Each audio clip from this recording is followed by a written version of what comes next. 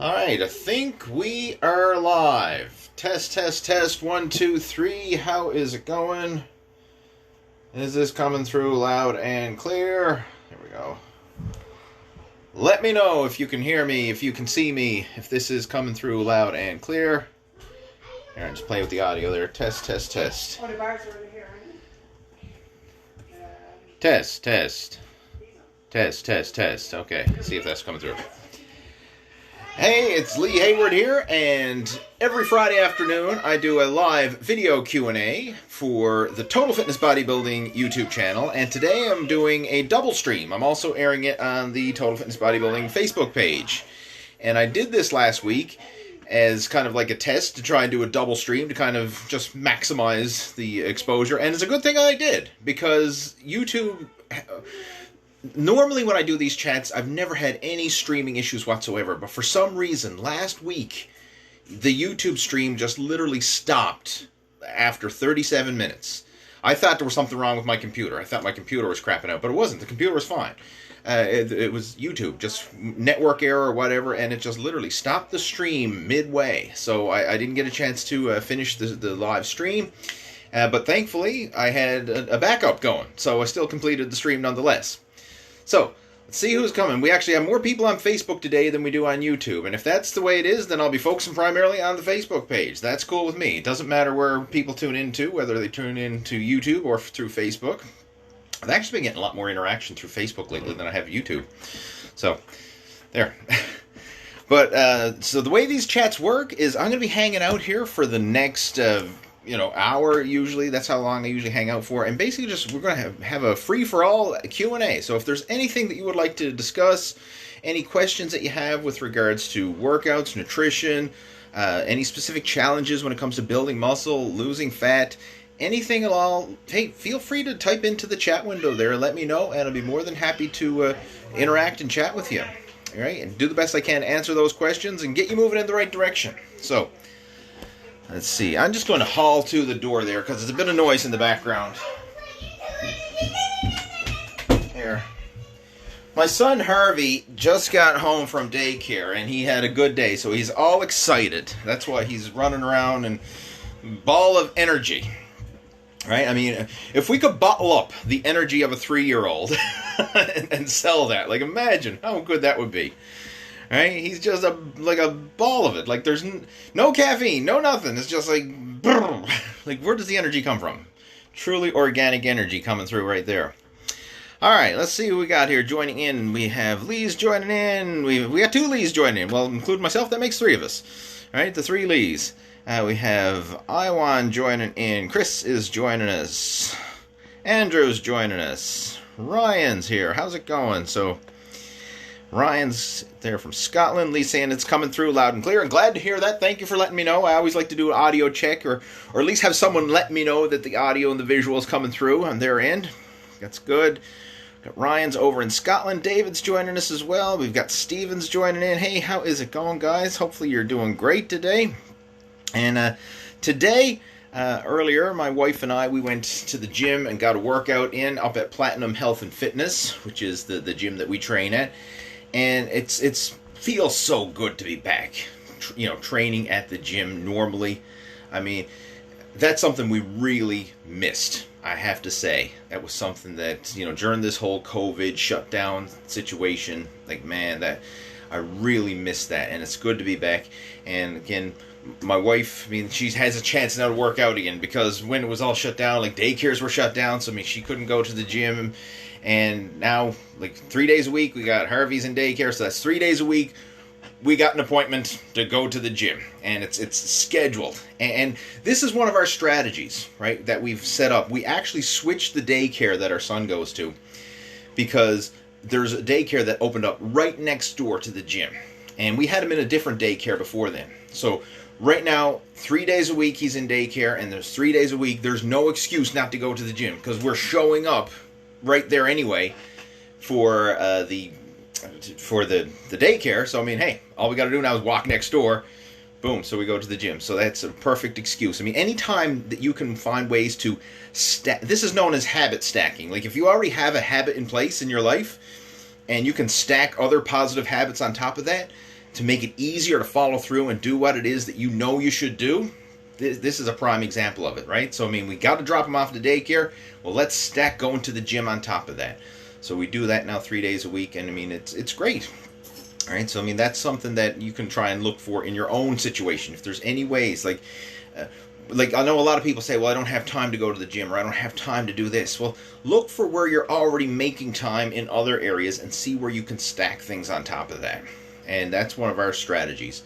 So, like, for example, I mean, maybe instead of coming home right after work in the afternoon, you're going to stop into the gym, get a workout done, and then come home. Or vice versa. Maybe first thing in the morning before you go to work, right? You're going to stop into the gym, get a workout done before, and then go about your day. Or maybe it's on your lunch break. Whatever. I mean, there's ways to make it work. There's ways to make it work if you are committed and you find ways to fit it in congruently with your schedule. And I know that's something a lot of people are having to reintroduce into their lives now because the way that everything's been turned upside down over the last few months. But we're in the process of gradually getting back. So let me know, in your local area now, are the gyms open or not? I know I'm getting mixed reviews from people who I'm talking to. Like, some people say it's open, some people say it's not, some people say they were open and then they closed back up again. Like, who knows? Let me know. Let me know what it's like in your local area. So let's see what we got here coming through. Any questions? We got Russ is joining in. Hey Russ, how's it going? James Groves is joining in. Saying in Ireland, gyms are not open. That's from Leandro. Alright, okay, a couple questions coming through. I'll address those now. In fact, I'm not seeing a whole lot of activity. Most of the activity's coming through on the Facebook, so I'm going to primarily focus on that, which is totally cool with me. Let's see. Okay, where's the first question there? Russ is asking, is it best to use a training frequency program as a natty lifter rather than a bro split? First off, whether someone is natty or enhanced or on TRT or anything, the workouts themselves really don't change. It really doesn't.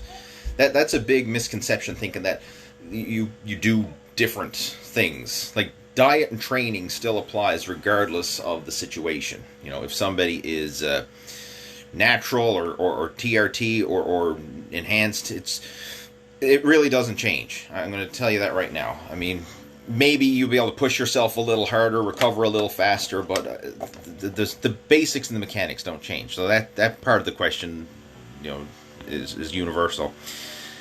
Let me just a second now. I'm just going to shut something down here. Got some noise coming through in the background there. All right, cool. What was the other part of the question there? Bro split or training frequency? I don't know what you mean by training frequency program. I mean, or bro split.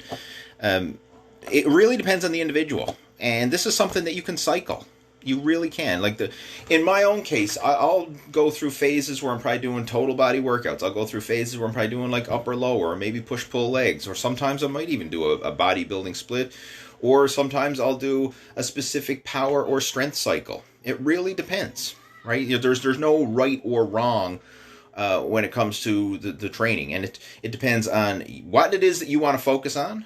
Depends on where you are in your phase of training. Like right now, coming back to the gym again after a layoff, I'm doing total body 3 times a week. That's what I'm focusing on. And I'm going to do that for as long as I'm enjoying it and as long as I'm seeing progress. Once it gets to the point where either I'm not enjoying it and I'm not seeing progress, and that kind of correlates, because if you're making progress, you tend to enjoy your workouts. If you're not making progress, you tend to not enjoy your workouts, right? So as silly as it sounds, your level of enjoyment has a big correlation to the actual progress you make in the gym.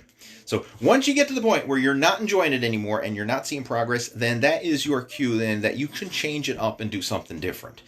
And again, it really depends on the individual. This is where having the experience or having a coach can guide someone rather than just trying to wing it. It's like if you're trying to make a recipe, are you just going to start throwing things in the pot and hope it comes out okay, right? Or if you have some cooking experience or you're following a guide, you have a system in place, right? That's the difference. And it's the same thing when it comes to training. Like, a lot of people are saying, well, what's the best? What's the best?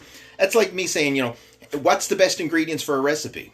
Well, it depends on what's the recipe. It depends on what we're making. It depends on our tastes, our likes, our dislikes. You know, who are you cooking for? Like, there's so many variables, and that's where I get. It's not that I'm trying to not answer the question or you know, steer away from it. It's just I don't want to give a wrong answer here because it depends. You know, saying what's the best workout is just like someone saying what's the best meal, right? Or what's the best recipe, or what's the best car, or what's the best pair of pants to wear. Like, it really depends on the situation, right? The best pair of pants to wear to the gym is different than the best pair of pants to wear to a black tie event, right? It depends. So that's why I can't really give you a specific answer unless I know the specifics of the situation. Now, with that being said, if you would like some help, hey, feel free to reach out to me. I mean, you can send me a private message right here through the Total Fitness Bodybuilding Facebook page if you have any questions or you want me to elaborate on anything, and I'd be more than happy to chat with you, right? We can kind of dive into your specific situation and hopefully address those and get you moving in the right direction. All right, let's see what else we got. Ryan is joining in. Welcome. Saying injuries. As you get older, do injuries take longer and more care to heal? Sometimes they do. And again, it really depends on the degree of the injury. But I think that's kind of universal for a lot of folks. Like, as your body gets older, as it gets more wear and tear, as you don't have the same natural recovery of youth, things do tend to take longer. So workout recovery is probably going to take longer. You're probably going to have some more aches and pains than you have in the past. So that's something you really need to pay attention to. And I'll just tell you, like, from my own experience, like, when I was younger, I could get away with either, you know, working out every day, doing, you know, maybe like 6 days a week or something like that. Whereas now, I can't keep that kind of training frequency. I have to have off days scheduled into my routine. And if I don't, then what happens is I'll start to overtrain. And it's not so much overtraining in terms of feeling that I can't keep up with the workouts. It's overtraining in terms of aches and pains. Because your joints, tendons, and ligaments need time to rest and recover as well. And that's something that a lot of people don't factor in, right? They just think of muscle recovery or your level of energy recovery. But your joints, tendons, ligaments need recovery as well. And that's something that I've found, especially as I've gotten a bit older. If I try and push and train too often, too frequent, I'm going to get tendonitis. My joints are going to start to act up. It's going to be uncomfortable. After about a few weeks, like, you can usually get away with it for about 3 or 4 weeks, and then it's just going to kind of like compound. And, oh, man, my shoulders are bothering me. Oh, my elbows are killing me. Oh, my knees are hurting. Oh, the hips are bothering me, or the lower back, or whatever. Like, something's going to start to bother you after a while. So, and I've just, through experiment and trial and error, I found that every other day, or 3 days a week, that is my sweet spot. Like, I can go in there, I can train hard, I can make progress 3 days a week, and I can recover from it. And the way that I like to structure it myself is what I've referred to as my yin and yang training system, where I have one day where I go in there and I'm going to do strength training, weight training. Next day, I'm going to go in and do cardio, or not necessarily go to the gym for it, but I mean, I could get outside, walk, bike ride, do something. But one day is weight training, the next day is cardio. One day weight training, next day cardio, and I alternate that. And I find that when I'm doing these different modalities of training, it allows me to stay active every day, reap the health and fitness benefits and the enjoyment of daily exercise, but I'm working within the body's natural recovery. So I'm not breaking the body down. I'm allowing it to recover within its own modalities, because strength training is a different form of stress than cardio training. So while your body is recovering from the strength training, you can do some of that cardio, and it's an active recovery. And vice versa. When you're recovering from the cardio, then you can get in there and do some of the strength training. And it's a very complementary way of training. Very simple, but sometimes simple is good. If you can get the results with a simple program, simple is good. It doesn't have to be overly complicated. Let's see, what else we got there? Leah's saying that the gyms in the UK are planning on opening on the 25th of July. Well, hopefully things go okay. All right, it depends on. I've heard different reviews all over the board. Right, some places have been open for a long time. Some places didn't even shut down, or only shut down for a week or two. Right, I was actually talking to somebody last night. I had a coaching call with one of my followers, and they were The gym's only shut down for 3 weeks, right? During this whole coronavirus thing, there was only 3 weeks where he couldn't go to the gym, and the rest of the time, everything was open business as usual. So it really depends on where you live, right? It's different for everyone. Any advice on stretches to help get rid of elbow pain? That's one from Sam. Elbow pain. Let's just see. It really depends on what type of elbow pain it is, because you could have tendonitis, which is elbow tendonitis. You could have pain in the joint itself, right? So it really depends.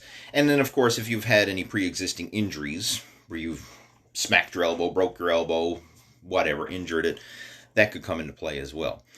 In my case, most of the time, I typically get tendonitis with weight training. That is usually one of the more common injuries that I find in the elbow region. And there's a couple different types of tendonitis. You can have tennis elbow, and that's tendonitis on the outside portion. Golfer's elbow, which is tendonitis on the inside meaty part of the forearm in there. The names don't necessarily relate to the sport. I mean, obviously it's common amongst tennis players, or golfers' elbows common amongst golfers, but I've never played tennis or golf, and I've had both.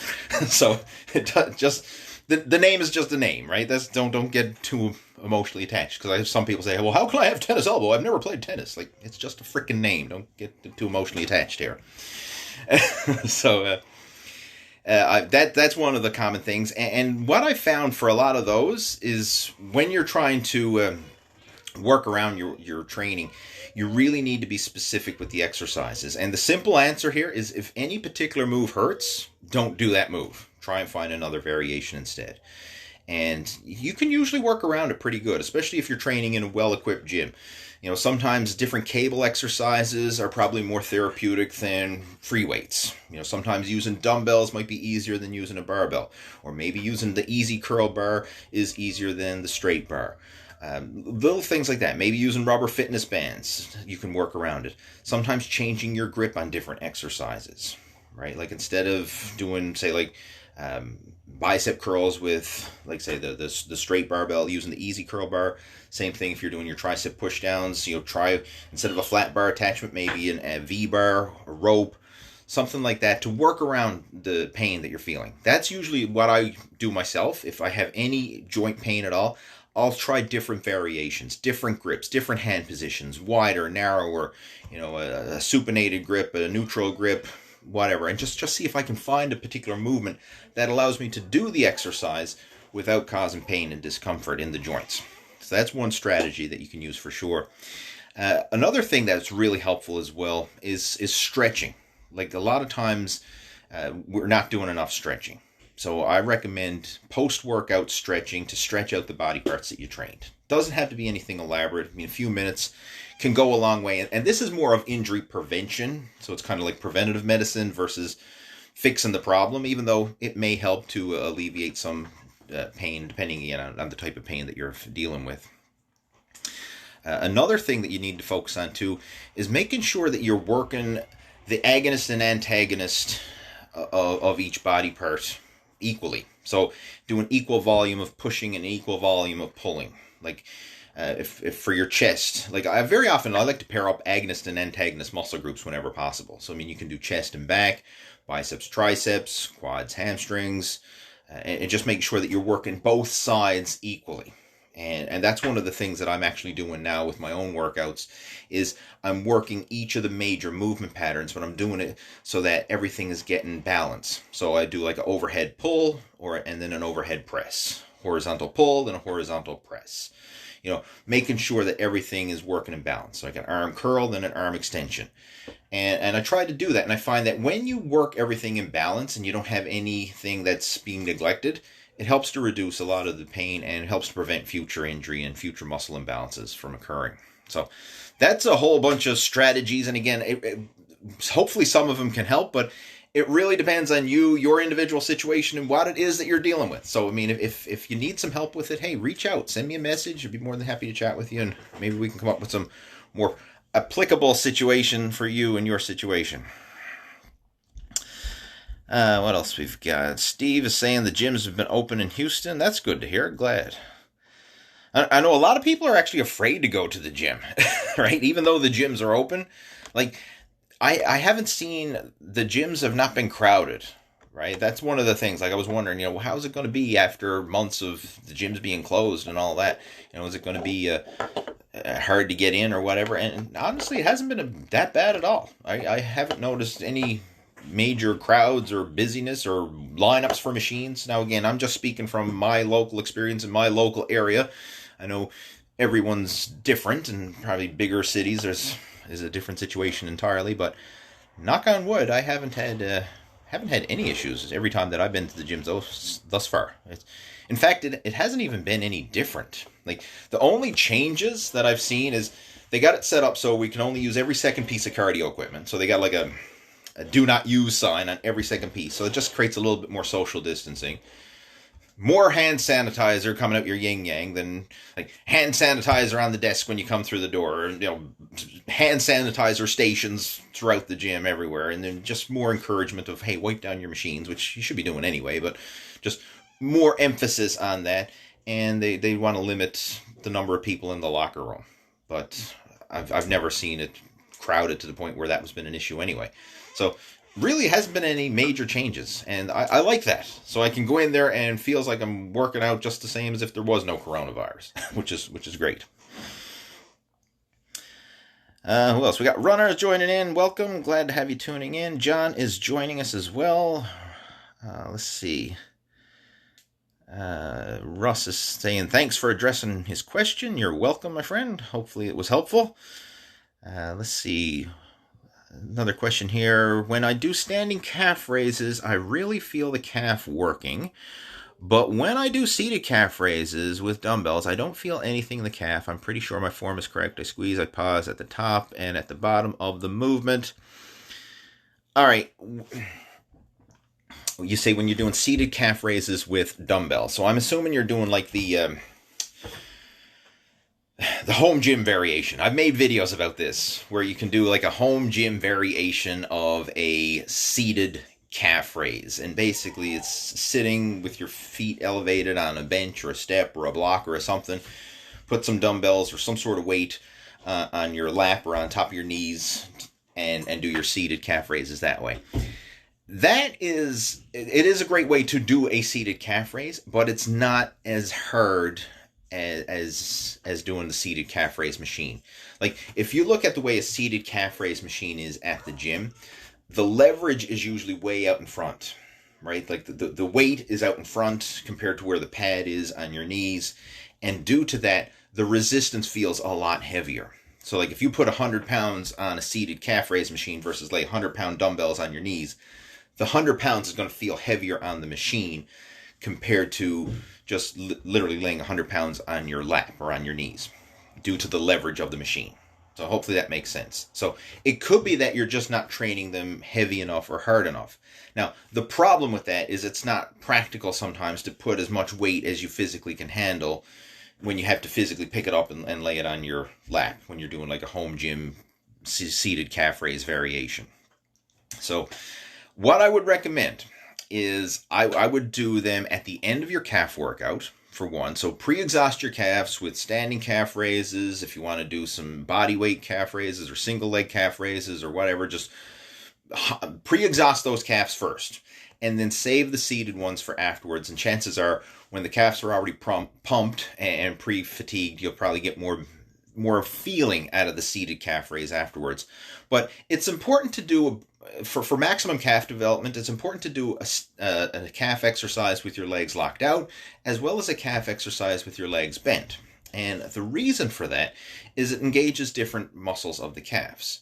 Right? When your legs are locked out, you're going to get more of the gastrocnemius. When your legs are bent, you're going to get more of the soleus. And it's just two different muscles in the calves. If you want to geek out and see it on an anatomy chart, hey, go open up Google and search for calf anatomy chart and you'll see it. But you can, to really work that soleus muscle, you need to have the knees bent. That's when you're going to get maximum development. So that's why a good calf workout is going to have some straight leg and some bent leg exercises in there. And really, that's all you need to do. Now, the way I would like to do it, like if I could give you the perfect calf workout, it would be a standing calf raise with the legs locked out. it would be a seated calf raise with the knees bent at a 90-degree angle. And then I would probably do some single leg body weight calf raises for really high reps at the end, almost like a high rep finisher for time under tension, just a high reps, lots of reps. And when I say lots of reps, it could be lots of reps, 25, 50 reps, 100 reps. If you could do 100 reps, do it. And that high volume would really just pump a ton of blood, lots of time under tension, and really help to stimulate the calves. And that was some of the stuff that I did when I started training, and it really helped to give my calves a big boost. Like, I did a lot of high volume time under tension. I remember like doing body weight calf raises for sets of 100 plus reps, and that really helped, right? I know a lot of people think if you're doing high reps like that, oh, it's not enough to stimulate muscle growth, but you can stimulate muscle growth in all the different rep ranges, and there's advantages to all of them. Like, the heavy training is helpful, that extreme high volume, that mid-range, it's all helpful. And I find if you want to maximize muscle growth, it's good to include all these different variables in there at some point. Now, I'm not saying you have to do everything in a single workout. I mean, you can space it out, but it's good to, over time, include all those different variables there so you're getting maximum muscle growth.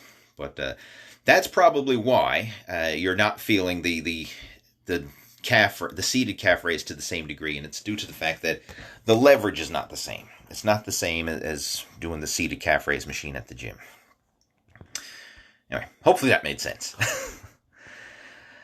John is there. Arthur is joining us. Ryan saying, thanks for the advice. You're welcome. We've got Jeff joining in. Hey, Jeff, how's it going? Jeremiah is joining us. He says, I work at a gym, and starting on Monday, we have to wear masks while lifting. Oh, my God. I mean, I understand the safety aspect of wearing masks, but from a practical point of view, I am not a fan of wearing masks, especially when doing physical activity. I remember just recently, I seen there was someone did a test about oxygen levels and masks, and you're not getting enough oxygen through the typical mask. Like, they had this monitor that could measure oxygen levels. And just holding the monitor up, like, let's just pretend that this was the unit for the monitor. He was just holding it up outside like this, and for normal oxygen levels. And then he stuck it in under his mask, and he measured his oxygen levels. And he could not get enough oxygen. It was actually dangerously low oxygen, not enough for the brain to function optimally underneath the mask.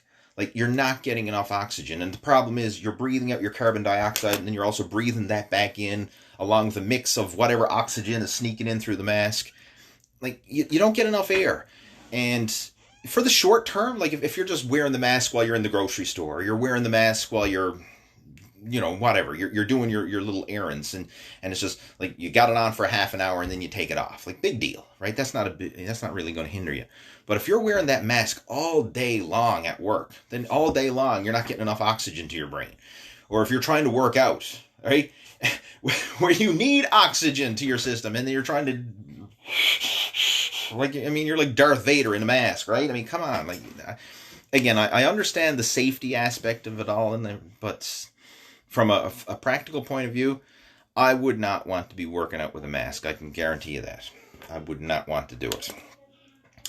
I would have to think strong and hard about that. Like, if I had to wear a mask at the gym, I think I would rather work out at home and breathe freely and just do my body weight and dumbbell exercises at home versus having to go and try and work out at the gym with a mask.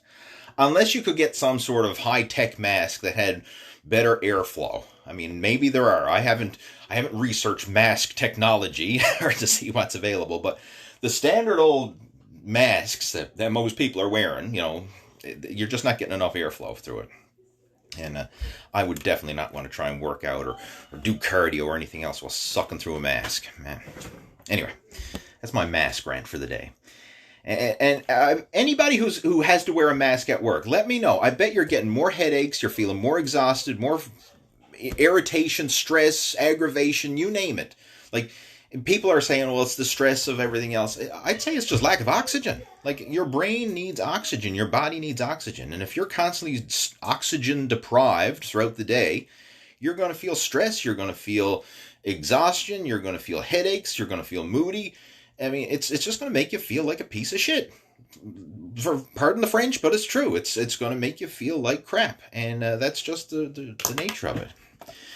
Right? And the crazy thing is you're not even protecting yourself, right? They say wear the mask to protect others, right? I know I'm on the mask rant. Have you seen people driving in their cars wearing masks? Like I kid you not, I've seen this the other day. Like someone sitting in the car by themselves wearing a mask. I'm like, who the heck are you protecting yourself from? Or you're in the car by yourself wearing a mask. Or another one, people are outside by themselves, like on a walking trail, nobody around, and they're wearing a mask. Like, who are you protecting with that mask? Right? I mean, anyway. I even had people comment, like I was posting pictures of me out on a mountain bike ride the other day, and someone said, well, you're not wearing a mask. I'm like, I'm out in the freaking woods. Like, there's nobody around.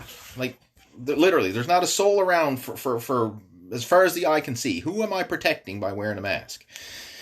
I'm not protecting the birds and the bees and the squirrels and the chipmunks and everything else. Anyway, let's move on. Enough topic of masks. Crispin's joining in. Hey, Crispin, how's it going? Got David is here. How's it going? Glenn is joining in. And he says his Taekwondo Dojo is closed. Hopefully he's going to reopen. That sucks. I mean, I really do hope they can get things back in control soon. And hopefully they come up with a vaccine for this. Again, I'm wishing, because I have no control over it. But I mean, I really feel sorry for people who are in affected areas. Knock on wood, where I live to, we're doing really good. Like it was never bad to begin with where I live, because it's a small community. But like for the past month or so, there's been no cases of coronavirus. Zero cases of coronavirus. And hopefully it stays that way. But people are still wearing masks and things are still restricted, even though there's like no cases. It's like I was at the grocery store today, and like half the people are still going around scared to death, even though there's not a single case, and there hasn't been for over a month. Anyway, where else we to? Graham's joining in. Ajmal's joining in. Derek is joining in. Derek's got a question. I do at-home workouts for 30 minutes. It consists of 24 sets, shoulders, back, biceps, triceps, etc. Do you think this is sufficient enough to get in a good shape?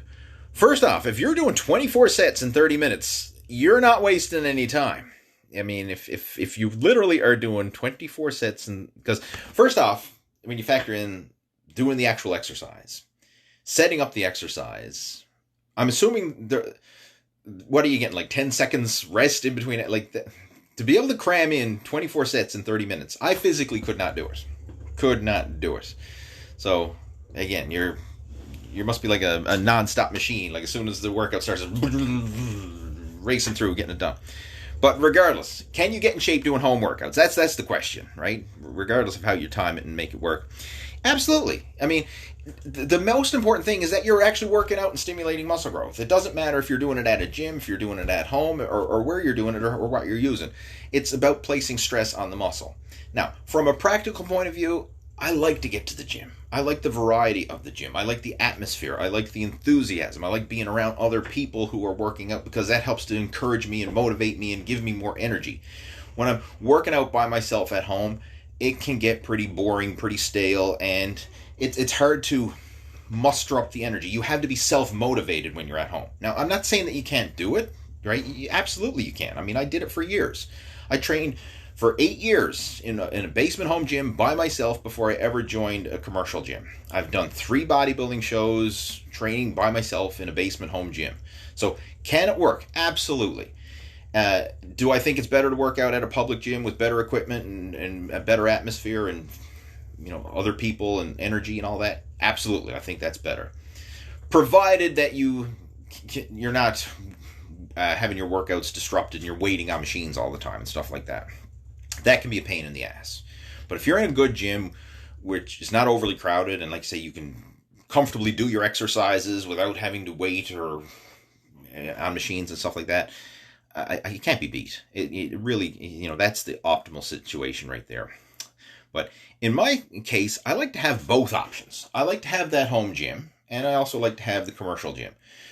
One, just for the convenience factor. Like, there's no excuses, right? I can go to the gym and get a workout. I can stay at home and get a workout. So, rain or shine, whether it's a holiday or the gym is closed or whether there's a coronavirus or whatever, I mean, I have no excuse. I have an option available. So that's nice. And that's great, especially if you want to get in. Sometimes you want to train like extra workouts. I can do like a little quick workout at home. Especially maybe you got a stubborn body part, you want to throw in a little bit extra training volume for it. I don't need to go to the gym and do it. I can do it at home. But I like to have that option as well, to be able to go to the gym, take advantage of the exercise equipment variety, and also train in an atmosphere where there's other people training. You're around other people who are in shape, and hopefully other people who are in better shape than you, because that will inspire you to push yourself to a higher level. Like, that's something that I really miss. Like, I love to go to the gym and just see people in there just crushing it, like pushing themselves hard and not always lifting heavy weights. Like, there's one guy who trains at our local gym. His name is Dave, and he's a retired firefighter, and he's in his 60s, and I mean, the guy is in shape. Like, he was there training this morning, and he does kind of like more of a metabolic conditioning, sort of like CrossFit type training. But I mean, like, just to see the guy in his 60s just going crazy, like doing body weight exercises and then different, compound lifts and in very short rest periods. And I mean, when he goes into the gym, like, he's working, and I find it inspiring. I'm like, man, like, here he is. He's in his 60s. He's kicking ass, taking names. I'm like, man, I want to be like that when I'm in my 60s and beyond. So it's inspiring to be around people like that who are pushing themselves, making progress, and getting results. And I like that. So that's one of the biggest things about the gym. I find it motivating, right? Because you can feed off other people's motivation, have that lift you up to a higher level versus always having to be reliant on your own self-motivation when you're at home. But again, bottom line is anything that you do consistently is going to produce results, regardless if it's at home or at the gym or wherever it happens to be. Let's see what else we've got. Jeff has got a question. Just watched your video on a full day of eating. How do you make those sweet potato fries in the video? Mine never came out. When did I make sweet potato fries in the video? Trying to think what video that was now, because I probably have a bunch. It was probably just literally store-bought sweet potato fries, just put in the oven. I think that's all it was. I don't think it was any. It wasn't. Again, I'm trying to think of the exact video, but whenever I've had sweet potato fries in the past, it's literally just the bags of sweet potato fries from the store and baked in the oven. I mean, it wasn't nothing fancy or crazy. And I don't eat them that often, right? Like, that was kind of an exception to the rule, because fries, even if they're baked in the oven, like, the fact that they're store-bought French fries, they're still coated in fat and oil and everything else. So I mean, it's leaner than if it was deep fried, but it's still fries, right? It's still fries with a lot of oil. I'm more likely now to have just a baked sweet potato, because obviously you're not getting any of the extra oil and calories that way. Sometimes I might just. What I could do sometimes is actually just literally chop up the sweet potato, bake it in the oven, put some dry spice over it, and have it that way. I mean, that would be a healthier version of a sweet potato fry.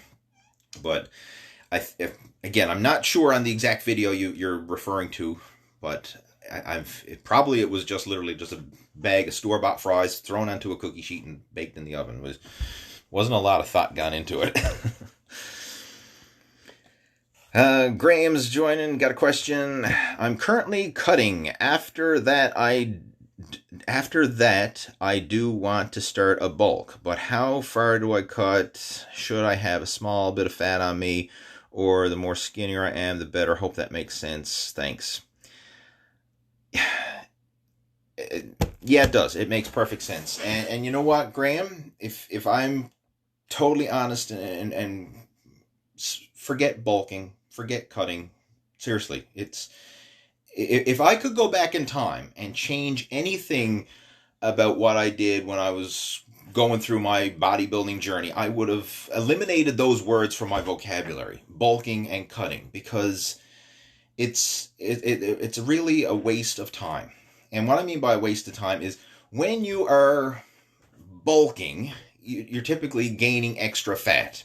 Then when you're cutting, you're kind of going to the extremes, and in the process of trying to strip off that fat that you gained while you were bulking, then you end up losing too much muscle because you're cutting to the extreme. And it's like, okay, I bulk and get fat, and then I cut and lose muscle, right? It like you're not making any progress, right? It's like 2 steps forward and then 2 steps back. You're not getting anywhere. Does that make sense? Like you're bulking and then you're cutting. You're bulking and you're cutting. Excuse me, I had to tickle in my throat. I would cut that out of my, like, I haven't bulked or cut in years, and I'm leaner and in better shape now than I've been, and I'm enjoying it and maintaining a lean, healthy physique without bulking and cutting. And like, just the names, like, typically if somebody is bulking, then they're uncomfortably full more often than not. If somebody is cutting, they're uncomfortably hungry more often than not. Why not have this healthy maintenance? Like, instead of trying to be one extreme or the other extreme, why not find this healthy balance where you can actually build muscle and lose body fat simultaneously, eat a comfortable amount, and enjoy the process? Wow, it sounds so brilliantly simple. It's too simple. I mean, that can't work, can it? I mean, you can't actually build muscle and lose fat at the same time and not stuff yourself or not starve yourself. Like, can you actually eat a comfortable amount of food and actually have this nice, healthy balance where, yeah, I build a bit of muscle, I lose a bit of fat, and I actually make progress without getting fat or starving? And yes, you can. Yes, you can. You can have this healthy in-between. And I'm going to tell you, like, getting rid of this all or nothing, like bulking, cutting, one extreme or the other extreme, and just having this nice, healthy balance in the middle, it's so liberating, and it's such a game changer. And this is what I've changed over the last few years. This is what has allowed me to get lean and stay lean and enjoy the process without feeling like I'm on a diet. It has been an absolute game changer. And if you want to see how the whole process works and how, like, to really get the mindset and the philosophy and the theory and the understanding behind it, head on over to my website, leehayward.com, and download a copy of How I Went From Fat to Ripped After 40. It's a free ebook that I put together, and it covers all the crap. It covers the downfalls and the pitfalls of this whole bulking, cutting mindset. Because I'm telling you right now, you're just setting yourself up for frustration. You're setting yourself up for frustration to go through the bulking, cutting. For 99% of the people out there, it makes no sense. Like, the only time that makes sense to go through, first off, I wouldn't even, for bulking, the only time that even makes sense is if you're like a strongman competitor. You know, like you see these world's strongest man guys who just want to be as big and strong as humanly possible. I mean, they shovel in massive amounts of food, and they don't care if they get fat. They just want the most amount of food so that they can just be as big and physically strong as possible. So, I mean, okay, in those extremes, it makes sense, right? I mean, that's what's required to compete at that level. In the case of extreme, competitive bodybuilders or athletes who have to make weight, for a short-term cut makes sense in that situation. But for the average person who just wants to look good, feel good, and be healthy, have a beach body physique, if you will, bulking and cutting, it's a waste of time. It really is. You want to be lean all the time, right? You don't want to just be constantly going from fat to lean to fat to lean to fat to lean. I mean, it's a very frustrating process. I'd rather be reasonably lean all the time. I mean, you don't have to be like dehydrated, shredded, or anything like that, but just comfortably lean where you can take your shirt off and not be embarrassed. Like, I mean, that's a nice feeling when, in a moment's notice, you could go to a beach or go to a pool or go to whatever and take your shirt off and not be embarrassed, right? Like, that's a nice feeling to be able to do that versus having to, I have to cut for 6 weeks before I can be comfortable to take my shirt off. No, I mean, I'd like to be able to take my shirt off any time and be comfortable. And you don't need to go to the extremes. that healthy medium, that healthy balance. And that's what I cover in that free ebook. So again, if you want to get a copy, head on over to my website, leehayward.com. Right up there, top menu bar, you'll see it. It's How I Went From Fat to Ripped After 40. Download it for free. Read it, study it, absorb it, utilize it, and it'll be a game changer. I mean, it was a game changer for me. All right. Hopefully that helped. So, Bedenta, saying, so you're saying all the doc working in the ER wearing masks are fucked. I didn't say that, but I wouldn't want to be a doctor working in the ER in the best of times, let alone right now. Jeremiah is saying, totally agree about wearing masks while working out. Yep. What else we got? A lot of people don't want to wear masks. I can't blame you. I wouldn't either.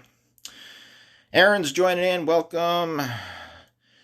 Jura joining in. Okay, cool. I think that's all the questions that came through on my end anyway, unless there's some that I missed. But if that is all the questions, then guess what? Okay, that is all the questions.